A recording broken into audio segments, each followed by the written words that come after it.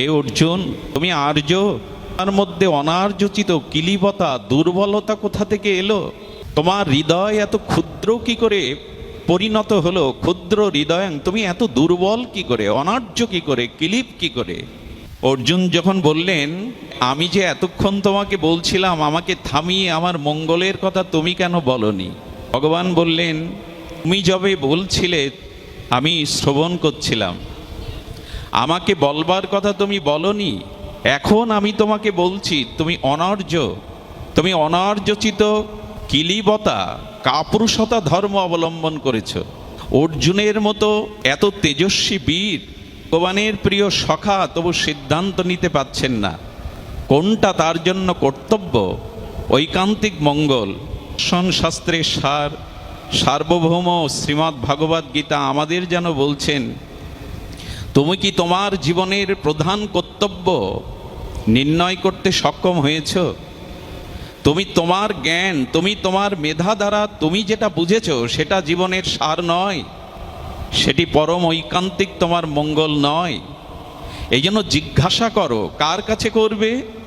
প্রাজ্ঞজনের কাছে, শ্রী গুরুর কাছে, তত্ত্বজ্ঞের কাছে প্রশ্ন করো, তোমার জীবনের ঐকান্তিক মঙ্গল কল্যাণ কোনটি?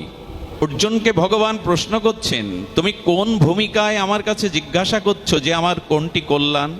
অর্জুন তখন বলছেন, আমি এতদিন তোমাকে সখা বলে জেনেছি, এতদিন এক শয্যায় শয়ন করেছি, উপহাস করেছি, একসাথে ভোজন করেছি, জল কেলি করেছি, কিন্তু হে কৃষ্ণ, হে জনার্দন, আজ আমি প্রশ্ন করছি শিষ্যের ভূমিকায় দাঁড়িয়ে, শিষ্যস্তে মাং সাদিমাং তাং প্রপন্নম, আমি তোমার অনুগত শিষ্য হয়ে প্রণাম করছি। ভগবান তখন হাসলেন। জীবনে কারো যদি কিছু জীবন সংকট সমাধানের একমাত্র পথ নির্ণয় করতে হয়, তবে কোনো তত্ত্বজ্ঞের কাছে আত্মসমর্পণ পূর্বক জিজ্ঞাসা করতে হবে। শ্রীকৃষ্ণ অর্জুনের আত্মীয়, তার প্রিয় সখা, কিন্তু যখন জীবন জিজ্ঞাসা করছেন, জীবনের ঐকান্তিক মঙ্গলের পথ জিজ্ঞাসা করছেন, তখন তিনি ভূমিকায় এলেন, আমি তোমার শিষ্য। প্রশ্ন যিনি করবেন, জীবন সম্পর্কে যিনি জানবেন, তার উচিত হলো আত্মসমর্পণ করা, নিজের বিদ্যা বুদ্ধি জ্ঞান অভিমানকে সমর্পিত করে তত্ত্বজ্ঞের কাছে শ্রদ্ধালু হয়ে আত্মসমর্পণ করা। তখনই তো সদ্গুরু উপদেশ দিবেন। ভগবান শ্রীকৃষ্ণ তখন কর্মের কথা বললেন, সাংখ্য দর্শনের কথা বললেন, তিনি ধ্যানের কথা বললেন, জ্ঞানযোগের কথা বললেন, এমনকি ধর্ম ভক্তি সব কিছুর কথাই বললেন, মোক্ষের কথাও বললেন। অর্জুন তখন বললেন, তুমি তো বহুবিধ কল্যাণের দিগদর্শন করাচ্ছ, হে কেশব, তুমি একটা বলো যাতে আমার মঙ্গল হয়, আমার ঐকান্তিক কল্যাণ হয়। তুমি জ্ঞান বলছো, কর্ম বলছো, ভক্তি বলছো, আত্মসমর্পণ বলছো, মোক্ষ যোগের কথা বলছো, কোনটি আমি গ্রহণ করব?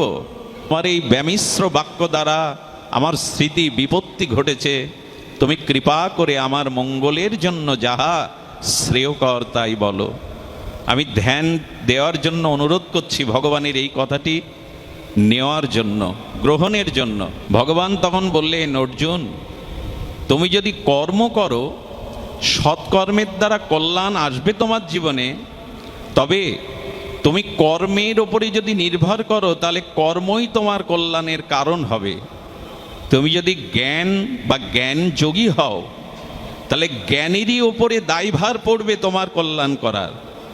তুমি যদি ধ্যানী হও, তবে ধ্যানই তোমার আত্মকল্যাণের দায়ভার নেবে। তুমি যদি ধর্ম আশ্রয় করো, তবে ধর্মই তোমার উদ্ধার বা কল্যাণের কারণ হবে। তুমি যদি ভক্তিকে আশ্রয় করো, ভক্তিই তোমার উদ্ধারের কারণ হবে। কিন্তু যদি তুমি আমার চরণে সমর্পিত হতে পারো, সমর্পণ করতে পারো, তখন কর্ম জ্ঞান ধ্যান ভক্তি না, আমারই দায় পড়বে তোমাকে কল্যাণ করার, তোমাকে উদ্ধার করার। জ্ঞান অবলম্বন করলে জ্ঞানেরই দায় আপনাকে উদ্ধার করার। অনেক সময় জ্ঞানের পথে চলতে গিয়েও মানুষের স্খলন হয়। অনেক সময় ভক্তিকে আঁকড়ে ধরতে গেলে অনর্থ এসে তার ভক্তি জীবনও বিনষ্ট করে দেয়। ধর্মকে আশ্রয় করলে ধর্মেরই কর্তব্য তোমাকে রক্ষা করা, কিন্তু যদি আমার চরণে তুমি সমর্পণ করতে পারো তখন সব দায় আমার। মা মেকাং শরণং ব্রজ। তুমি আমাতে সমর্পণ করতে পারলে তখন তোমার কোনো দায়ভার নেই, দায়ভার আমার। অহংতাং সর্বপাপেভ্য মোক্ষায় স্বামী মা শুচ।